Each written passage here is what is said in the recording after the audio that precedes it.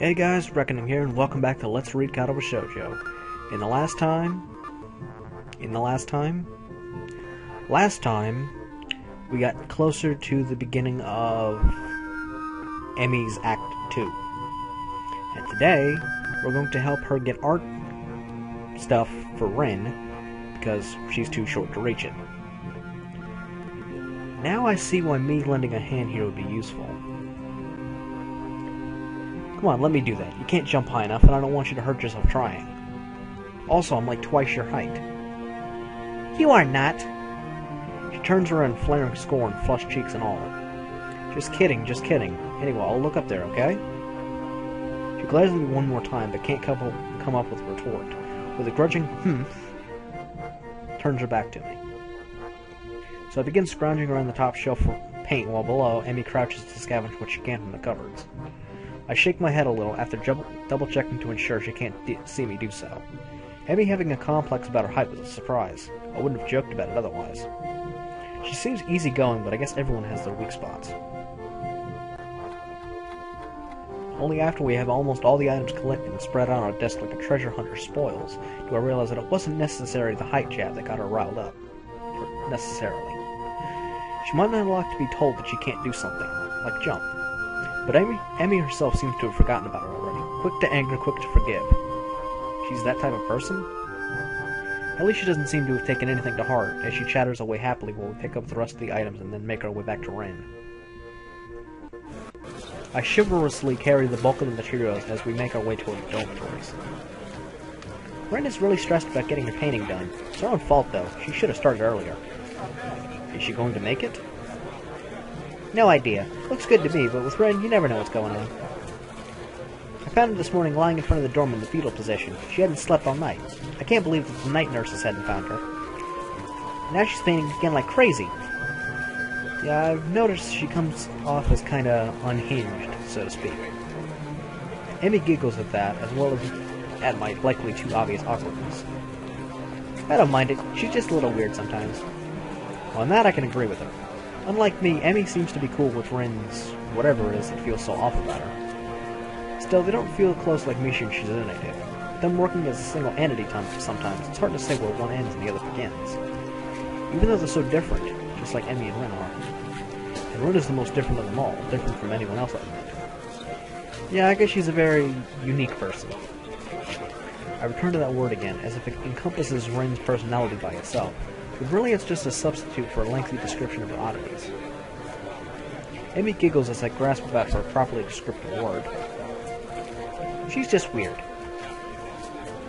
You know, earlier she spent half an hour sitting on her box and stared at her toes. She giggles again in a way that makes me think she doesn't know what's funny about it is. It just is.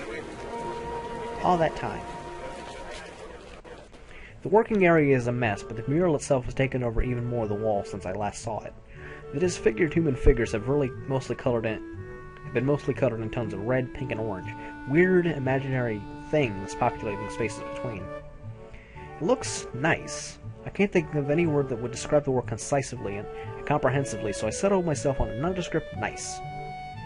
But honestly, it seems that the area around the wall becomes untidier at the same rate as the mural progresses.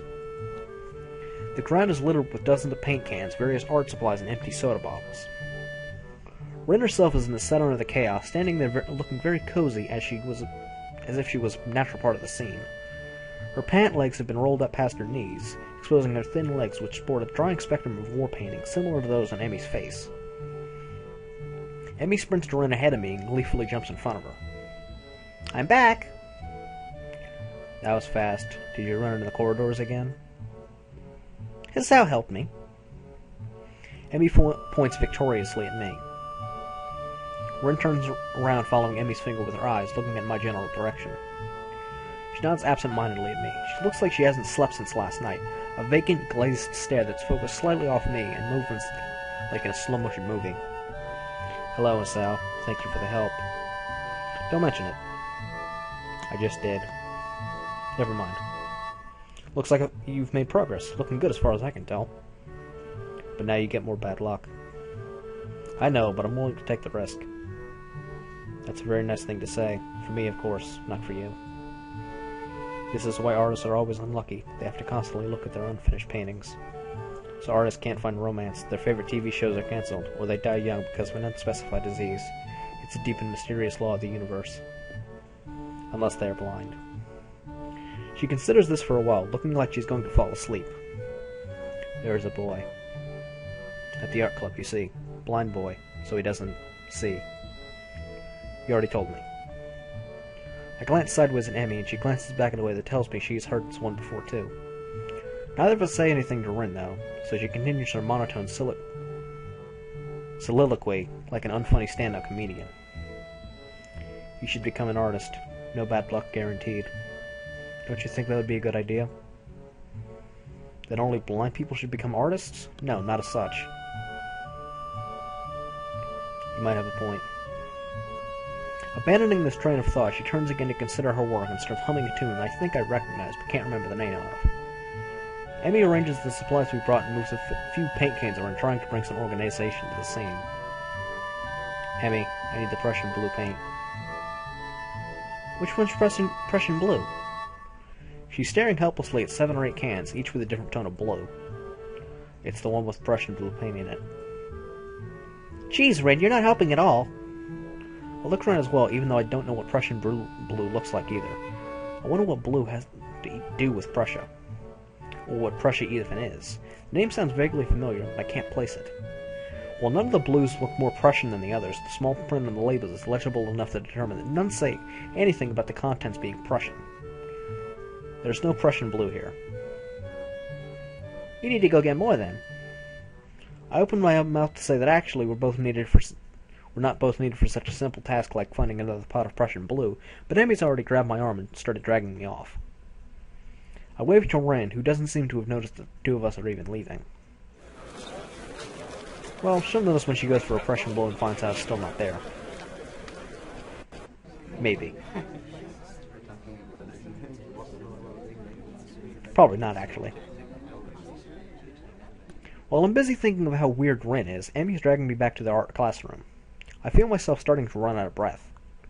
What's the rush? Huh? Emmy's giving me an appraising look, as if she's trying to figure something out. It's just that you seem to be in a hurry. I'm not sure I can keep up. Comprehension dawns on her face. You're not out of breath, are you? There's almost an accusing playfulness to her tone. I'm tempted to deny it, but then I realize that I've been breathing heavy since we stopped. Guess it's kinda obvious. A little. Not everyone can be in shape, you know. Takes all kinds, right? Emmy frowns. It's not a particularly good frown. That is... I should get in shape? Not that I hadn't already decided to try for that. After that flutter on the track, I figured that there's a real need to get in some sort of running habit. I was, after all, feeling pretty good until I had my false alarm. Well, actually I wasn't, but it was fun? Meanwhile, my comment seems to help Emmy come to some sort of a decision. Well, that's it then. She gives me a serious look. You're joining me. I beg your pardon? In the mornings. You and I are now running partners.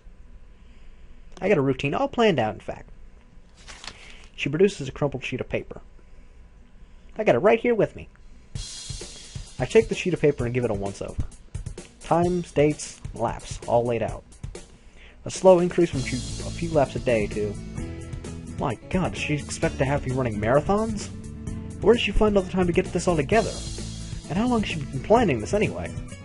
You've been planning this? A little. But it's really the nurse's idea. He told me to keep an eye on you to make sure you exercise like he told you to. A vast conspiracy? Maybe Kenji's onto something here. This seems a bit much for just keeping an eye on me. Well, to be honest, I've been trying to find a running partner in the mornings for a while now. My God, Kenji, if you could only see the scheme unfolding. What do you need a partner for anyway? It's easier to keep up a workout if you're not the only one doing it. Isn't that obvious? You're less likely to quit if someone else is counting on you to be there, right? I see. And this won't only keep you running, but it'll make sure that I keep running as well. Meaning that I'll be obeying the nurse. And I'll be keeping an eye on you just like you asked. You got on quick, Sal. And if I refuse? I have no intention of refusing, of course, but I've got to at least put up a token of resistance to such a masterfully executed plan. Well, if you refused, I'd have to pout. And you'd have to live being the guy who made Emi Ibarazaki pout. You don't want that on your conscience, do you? As if to demonstrate, Emi begins pouting. It is the most adorable, heart-wrenching thing I've ever seen. Okay, I'll do it. Just don't do that. Feel like I just hit a puppy. So it's settled, right? You gonna be my running partner? Follow the workout? The dietary plan? Dietary plan? Yeah, the dietary plan. You gotta eat healthy if you're gonna get in shape, you know. I examined the workout routine closely. I don't see a dietary plan on here. Oh right, I forgot to give that to you. Another crumpled sheet of paper is produced and handed over. It's somewhat less detailed. I had the nurse help me come up with it.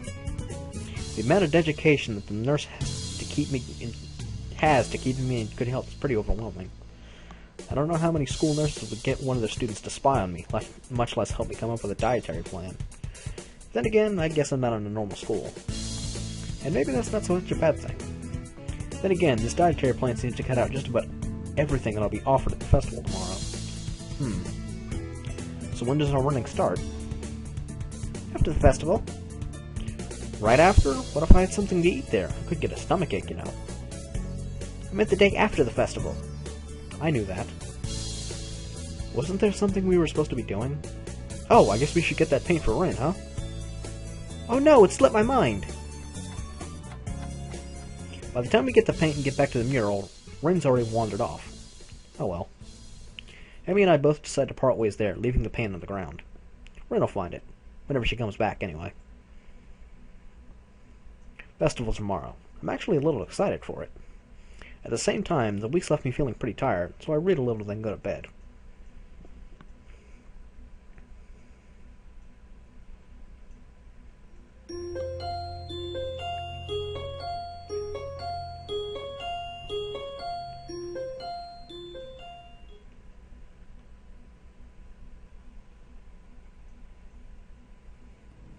The next day, I wake up feeling a little lightheaded. It's almost noon already. Sleeping late is fine since it's a Sunday and there are no classes. Not just a Sunday though, but the festival as well. From my window, I can already see some people at the soba booth slinging noodles onto plates for people with a craving for low-quality food. I throw back a handful of my morning mist and ponder how to spend the day. There will be a few exams in the coming week, but I don't consider those as ominous as others, so I'm not as worried about them as I probably should be. With no urgent obligations regarding education, I should be free to spend the day at the festival as I like. Finishing my morning routine, I exit into the hallway, intending to go out and find something to eat. Passing by his door, I decide to see what Kenji's up to today out of impulse. I'm curious if he has any plans, since everyone's doing something. Then again, I can picture him having built a soundproof shelter in his room, or possibly something like a fort, complete with "No Girls Allowed" sign, and with the girls crossed out and "Buddy" crudely scrawled underneath it. Knocking on his door, which is luckily devoid of any kind of sign, I hear again the unsettling clicking of at least 10 locks being pulled back. The door opens up a crack. Who is it? You're supposed to ask that before you open the door. Oh, it's you. Damn, it's early. It's not really that early. What is it, man? Nothing, was just going to ask what you're going to do today. Half the school is out there already. Out where? Why? What? What? Is today special? Why are they there? Who are? I can hear them. It's loud. Don't tell me. Has the invasion begun? He suddenly looks more alarmed. What day is it, man? Yeah, I guess you can't see the big wooden booths outside and people selling stuff. What the hell are you talking about? I have my curtains closed at all times to thwart the snipers. It's the festival. You know that, right? Oh, shit, that's today? Ah, damn. Damn it. Can't believe I forgot. I don't have my fort finished yet. This is bad. This is going to be a very bad day. Good you told me this, man. It's going to be a bad day. Why? Oh, man, they're going to be everywhere. The people, outside my window, socializing. Kenji rubs his temples nervously, suddenly looking very ill. It's going to be loud as hell. Damn, I was going to go out today. Now it's ruined. Everything is ruined. This is awful. This sucks. What the hell? This really sucks. I can't go anywhere now. There's nowhere to run. Kenji seems nervous. You could even say he's majorly freaking out. I can't believe this. So that's what the day was. Damn it, I couldn't even prepare for it. I couldn't even brace myself, and now it's here and I can't do anything. Should have told me this earlier, dude. I mean, at least I know, but I could have known earlier. Imagine what I could have accomplished. Sorry, I thought you knew. So I guess you're not going to do anything today? The weather's even good. Yesterday was really windy, so I thought today would be cold. It's not, though, so there's no reason to just stay inside. Yeah, I should go check the festival out. Kenji groans and covers his face with his hands. Ah, no! No, I can't do it! They'll eat me alive out there, I know it! That has to be a joke, but he said it with such a straight face. Relatively straight. What are you gonna do? Just hang out here, you can help me build my fort. Might still make it if we work together. I wonder. I'm kinda hungry, but I made this deal that I try to take better care of myself. Be healthier, you know. Don't know if I should steer clear of the takoyaki or head straight in. Deal? Sounds ominous. So what are you getting in return? Nothing, I guess? It's not that kind of deal. You know, Emmy from Mario, we kinda agreed to watch each other's backs and... What the fuck? Okay. The shrill scream and the expression of abject terror in Kenji's face chill my blood. It's as if I told a Catholic priest I sold my soul to the devil. Her! You sold your soul to the devil and didn't get anything in return? What the hell's wrong with you, man? Do you know who you're dealing with? She's a public health danger. You know how many people she sends to the hospital monthly with her carefully placed flying tackles? She's one of them, a key player in the vast conspiracy that aims for the complete submission to everything that is manly. I can't believe what I'm hearing. I trusted in your judgment, man. I thought we were brothers. You have to call it off before it's too late. This festival, too. It's just one of their ploys. He fingers his scarf nervously, faster and faster, like he's trying to start a fire, then slowly begins to calm down once the panic attack finishes running its course. I'm gonna have to find some place to hide. A safe haven. And knock the lights out of myself so I don't have to experience this horrible day. I have the perfect thing for that. I must prepare now. Don't go to the festival. Okay. Later, dude. The door slowly closes with a low creak, and I don't know how to feel about what Kenji just said. It's kind of unsettling, and now I start to feel doubtful myself. Should I bother going? I've got a book I've been meaning to read. Something about an underground postal system that may or may not exist. It's short, too. I could have it finished in a day. But would that be a good way to spend my time? Well, yeah, it definitely would be. But I suppose it'd probably be a better idea to head outside. See the festival. Try to integrate with all the other sideshow act. Honestly, I should at least make an attempt to keep up the somewhat friendly personality I've had the past week. Maybe get something to eat, my stomach suggests. It's almost lunchtime. I can at least grab something from one of the stalls outside. I'm soon outside, surrounded by various students and people who may or may not be their parents. Every so often I catch a glimpse of someone who clearly just came up from town for the promise of the festival.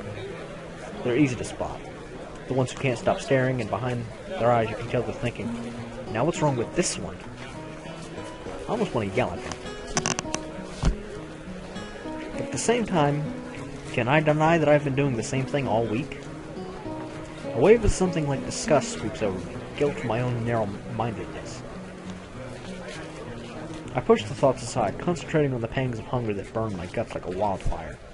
The scent of something fried leads me to the promised land where I can get some lunch. I'm just getting my order when a loud voice interrupts me. Hey, what the hell are you doing? Or, wrong voice. Damn it! Having lunch. Breakfast? You mean you just got up? Suddenly sleeping all morning feels like a crime. No, I meant lunch. Honest. She's not buying it. Brunch? That's not a healthy breakfast at all! She snatches my food out of my hand and glares at me. What the hell is this girl doing? Hey, that's my breakfast! What happened to it being your lunch? That's my... whatever, it's my food!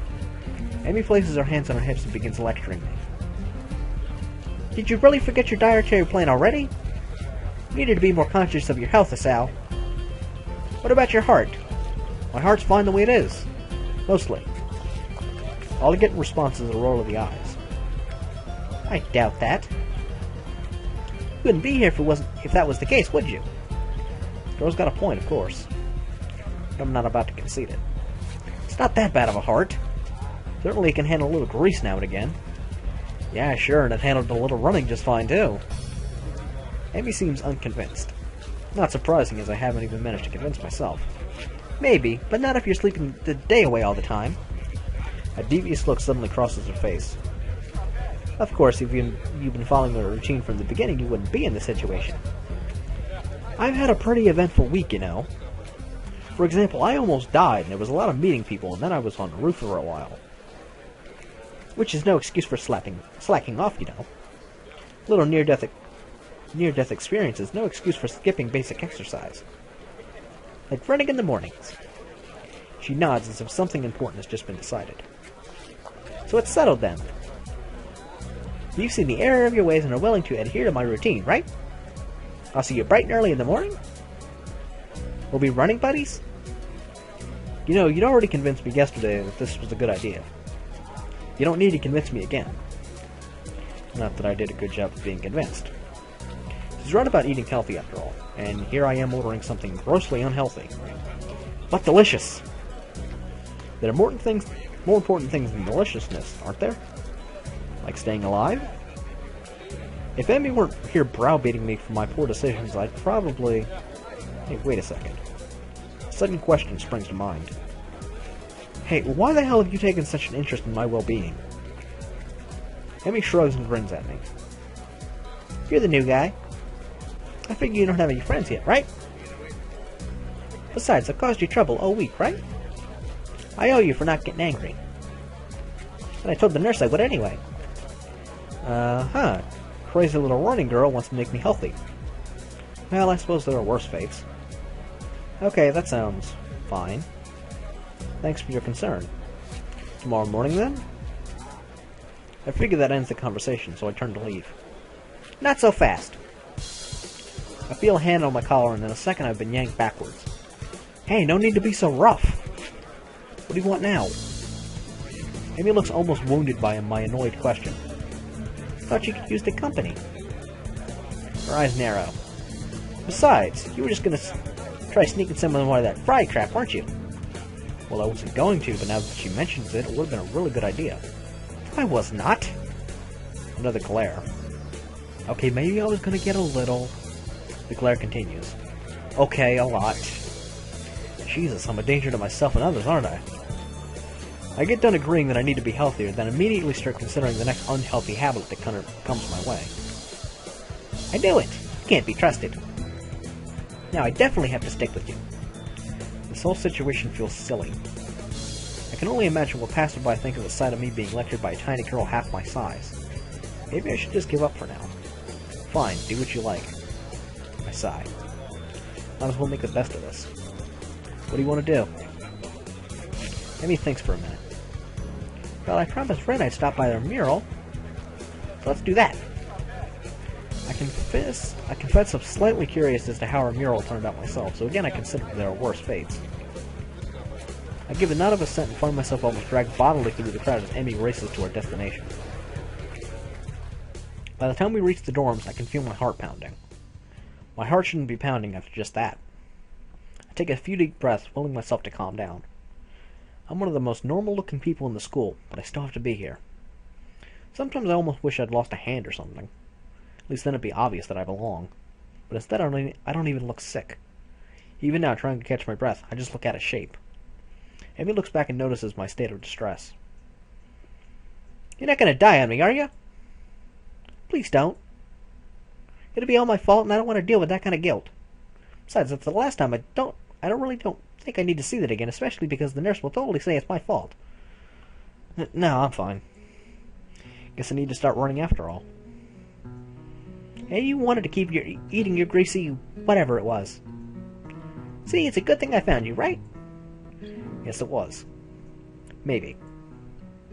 Of course, I don't add that I wouldn't be in this state if she hadn't dragged me across the festival grounds. Further conversation is interrupted by the sudden appearance of Ren. Oh, it's you. Hello, Emmy. Hey, Ren. I brought Hisao along because he was going to give himself a heart attack. I was not. My objection goes unnoticed. We stopped by to see how the mural turned out. Ren nods slowly. Well, it's right there. You can see it pretty clearly. I find myself wondering how long Ren's been standing here in front of the mural. Has anyone even stopped by to look at it? Are we the first ones? Obviously, we're not the first to see it, of course. I mean, it's pretty big. You'd be hard-pressed not to see it. At the same time, I don't think anyone's actually talked to Ren about it. Anyone but us, that is. I feel compelled to say something. It looks pretty good. I'm still not happy with how it turned out. But I guess it'll do. She seems almost resigned to it. I'm not sure what she expected as a result, but I guess she didn't quite get there. We stand in front of the mural, taking it all in. I try my best to concentrate on the composition of the thing. And it's actually fairly interesting. The colors swoop and blend together, dragging me along with them. There's a dreamlike quality to the whole thing that makes me feel almost sleepy.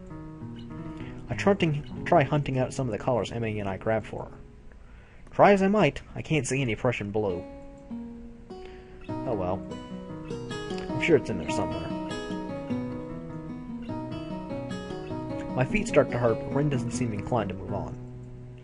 Emmy speaks up. Hey Ren, have you eaten? Of course, you can't survive otherwise. What about in the past 5 hours? Maybe, but I'm hungry again, so maybe that means I'm wrong. Emmy grins and claps her hands together. Good, come get some food with us. Ren nods in assent. Okay, but we should hurry before they notice I'm gone. Somehow I don't think they'd care. Whoever they are. As we head back to the food stalls, I cast a longing eye over the fried food. No, I'd better not. I'm pretty sure Emmy wouldn't let me anyway. We find a nice spot on the grass and sit down to eat our purchases. Well, my purchases anyway. Somehow I'd wound up paying for all the food. Surprisingly, my unfried food is pretty good. Silence falls as Emmy and I eat, and Ren stares at something or other, occasionally eating a bite or two of her food. I finish my meal first and lay back on the grass. Emmy glances up from her food. Tired, Sal? A little, I guess. Well, don't oversleep or anything tomorrow morning. We start our morning runs, remember? Actually, they'd slipped my mind. I was actually just enjoying myself. Wandering around the festival with these two has actually been fun. Yeah, I'll sit on the lawn. You'd better be there. I'll get angry if you aren't. God forbid. I don't think God comes into it. Unless there's some kind of freak accident and your alarm clock shorts out. That might be a random act of God. Well, don't cause any random act of God, then. A plan forms itself in my mind. It's a plan that makes me feel kind of guilty, but I throw it into execution anyway. Damn it, I've earned a little fried food. Anyway, I'm going to start running tomorrow, right? So the actual routine all starts then, not now. Ergo, the dietary portion starts tomorrow too. Ergo, I can finally have something unhealthy today. A sort of final farewell to all the stuff I used to eat with a wild abandon before the hospital. Actually, I suppose I should head back to my room. I had some homework to do, and if I'm going to run in the morning, I should make it an early night. Those narrowed eyes again. You sure you're not just going to sneak off and buy some of that fried stuff over there? No, I'm too full to bother now. I pat my stomach for emphasis. Besides, you two have cleaned me out anyway. Emmy giggles. It's a surprisingly pleasant sound. Another pang of guilt. She's got to know that I'm lying to her, doesn't she? Or is she just that trusting? I kind of feel like a monster. Emmy's not that trusting, by the way. All part of my master plan, Sal. Well, I guess I'll see you tomorrow morning, then. Thanks for the food, and for keeping us company. And here I thought she was doing me a favor. Ren nods in agreement. I won't say see you tomorrow because that would be like predicting the future, and I'm pretty sure I can't do that. Okay. Bye, you two. I feel oddly glad that I've decided to leave my room today. Not a bad way to start my second week here, I suppose. Once I'm sure I'm out of Emmy's line of sight, I make a beeline for the food stands and buy some cake. At least it's not fried, right? That's slightly better than what I was planning to do. I still feel a little bad about lying to Emmy, though. She really does seem concerned about my health. I'll make it up to her somehow. Better head back to my room. Hey, I do have work to do. My book waits for me, and I flop on my bed and read through the fireworks display.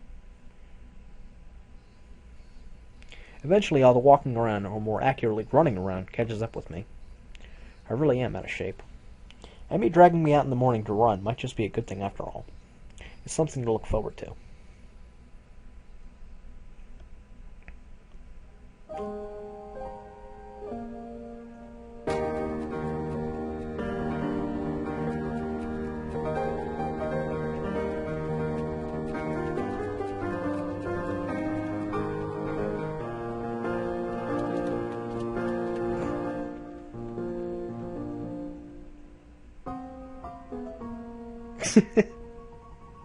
Gotta admit, that's actually pretty funny.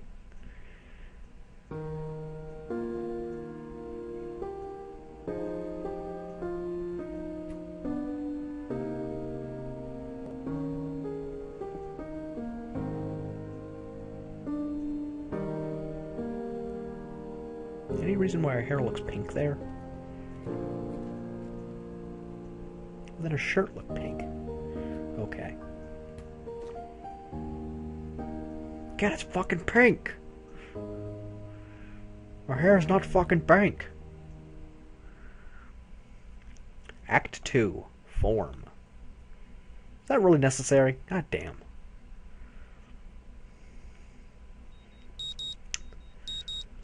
Well, besides that, we are over the half-hour mark, and I've just finished Act 1, so I don't think there's going to be a better time to end this video than now.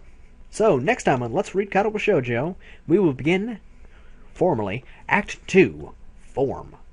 So, until then, I'm Reckoning. You, the viewer, give me a like or favorite if you like this video, leave me a comment telling me whatever you want to tell me, and until next time, keep on running and keep being healthy.